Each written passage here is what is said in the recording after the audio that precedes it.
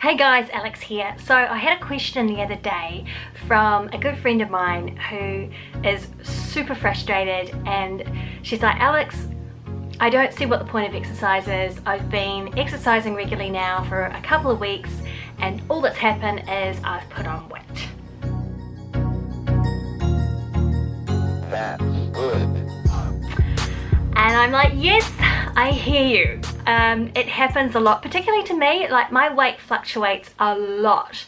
And when I say weight, I should sort of clarify that I'm talking about body fat, not weight on the scale, because I don't believe in weighing oneself unless it's, you know, you've had a massive weight gain or a massive weight loss. Then yes, maybe weigh yourself. But I'm talking about fat gain and fat loss, looking lean as opposed to, you know, when you feel like you've softened a bit.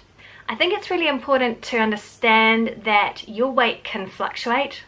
I should say body fat can fluctuate a lot, and especially us ladies, our hormones play a huge part in that. And of course we can't always have a perfect lifestyle with quality sleep, perfect nutritious food day in day out. You know, we have the odd alcoholic beverage, we might injure ourselves. All these things, stress plays a huge part in our weight gain and weight loss. So I want to just list a few reasons why you might be putting on body fat even though you're training. So the first thing is muscle gain. And muscle gain is awesome. You should always be trying to gain muscle.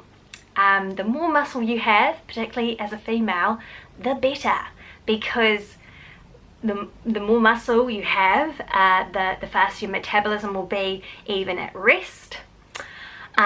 You'll always look better, you'll have more endurance, your cellulite will diminish.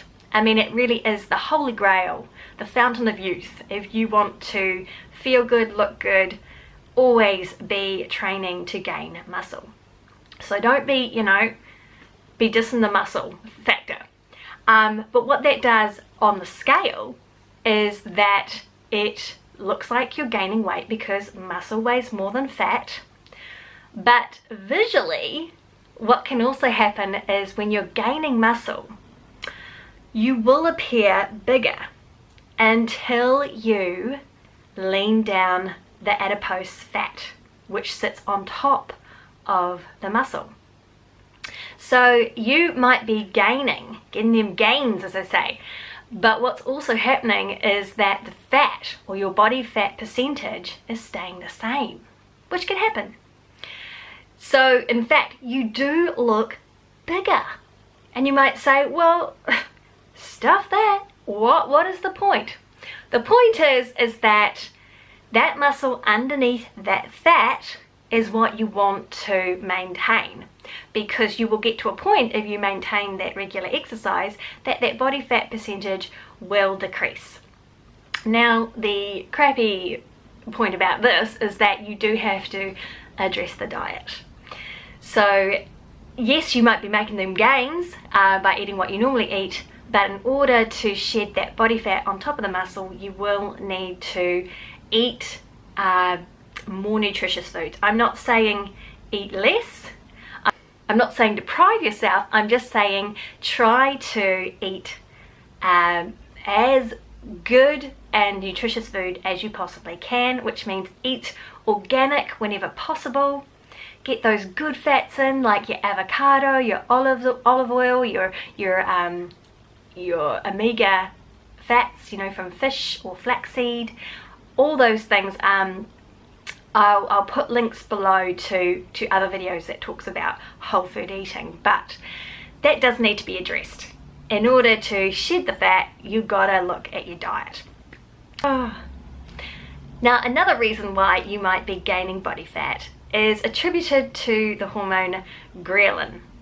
And GHRELIN is the hormone that controls our appetite. It actually is created in the gut, and it basically says to us, hey, you need to get food now. And if you've got increased levels of GHRELIN, you will get the hangries.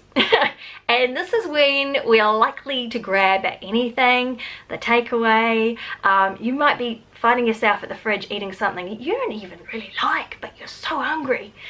And this can happen particularly if you're new to exercise, because suddenly your body's like, whoa, you know, I'm not used to expending so many calories, and so the ghrelin increases and you find yourself in an absolute eating frenzy.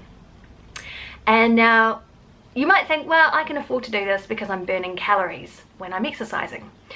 But what we underestimate sometimes is how many calories we're actually burning. And so this is when we put on body fat, because we're eating portions that are way too big and we're eating probably way more carbohydrate than we've burned. So a good way to counteract this is to perhaps look at the kind of exercise you're doing. Are you doing suddenly, or you've gone from doing nothing to high intensity workouts, you know, 4 or 5, 6 times a week? Your body may not be used to this. So maybe just look at, you know, decreasing the intensity a little bit, and just maybe take note of whether your appetite regulates. Another thing to do is to always keep in mind your portion size. So I find what's really, really handy, and it suits everybody, it's such a great measure, is to look at your palm. So you look at my palms. Okay, so on your plate you should have a portion of carbohydrate, which is your starchy carbs, and a portion of lean protein, whatever that means to you.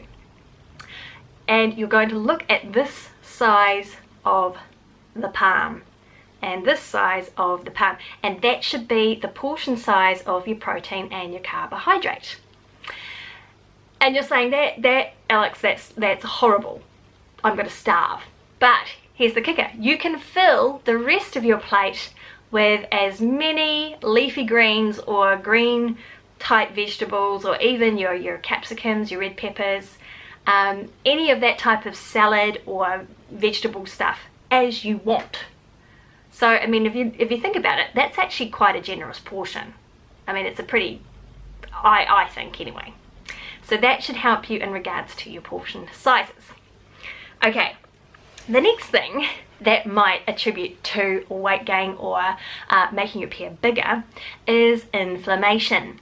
Now, when we do strength training or any kind of exercise that's intense, what it does is it causes tiny little micro tears to the muscle fiber, also known as micro trauma. And so what happens is when this is caused, there is a healing process where the white blood cells rush to the area and they start to heal. And what also happens is the blood vessels, they open up and they flush all the toxins and the debris that have occurred from this healing process. Now, what happens during this process is fluid is also being drawn to the area as well to help this process, and that causes the swelling or the inflammation. So on the scale, that can be reflected as weight gain because of the fluid, and it can also cause you to look a little bit puffy, a little bit inflamed. So don't be afraid of that inflammation. I mean, it's a huge nasty old word in the fitness and health industry at the moment, but this process needs to happen in order to gain that muscle, to get stronger and fitter. So don't be afraid of that temporary inflammation. Okay, the next thing that might be causing you to look bigger or gain weight on the scale is stress. So stress is something that we can't avoid. Stress is going to happen whether we like it or not, but what we can do is try and manage it. So in your life, if you've got very little quality sleep, you work very, very long hours, you drink a lot of alcohol, you perhaps smoke, you may have had a bad injury lately. If you have all of this in your life, and then all of a sudden you add intense exercise to the mix, it's actually going to make things a lot worse, because what's going to happen is that process that I spoke about just before with the little micro tears in the muscle fibers, that healing process may not actually occur. So you can actually almost get stuck in an elongated duration of being inflamed. And so you add that to everything else that's happening in your life that's stressful, and you'll find that things are just a big old mess. And of course that can also cause weight gain. And one of the biggest reasons why stress is such a big old bummer in terms of losing fat and gaining muscles is that it increases the hormone cortisol in the body. And when cortisol is released into the body, it causes weight gain, particularly in the belly. Boo! So, as a stress queen, an anxiety queen myself, always look at ways that you can decrease stress or manage it in your life. It's not always the easiest thing to do, but I recommend trying to tackle one thing at a time, whether that's getting more water in your life, decreasing the amount of coffee that you drink, making sure that you get to bed on time, and just getting rid of all those devices in the room and creating a beautiful environment that is sleep positive. And just perhaps write down, journal how you're going, and don't try and bite off more than you can chew. So should you stop exercising if you're not losing that body fat that you wish for? Absolutely not. Honestly, keep up your training. It may just be that you're just going through a phase where you're putting on muscle and you're not losing the body fat, and that is a very, very simple thing to overcome. Maybe just address the diet a bit, maybe look at incorporating a bit more short but higher intensity type cardio. Mix things up a bit and see if that helps. It could be something as simple as that, but always look to gain muscle.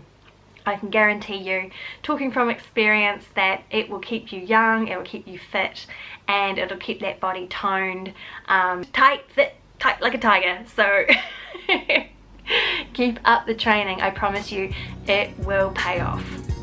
I hope that's helped. Drop me a comment below. I always love hearing your feedback, and give this video a like or a dislike, whatever. Hope you're having a great day. I'm Alex. This is Fits and Giggles.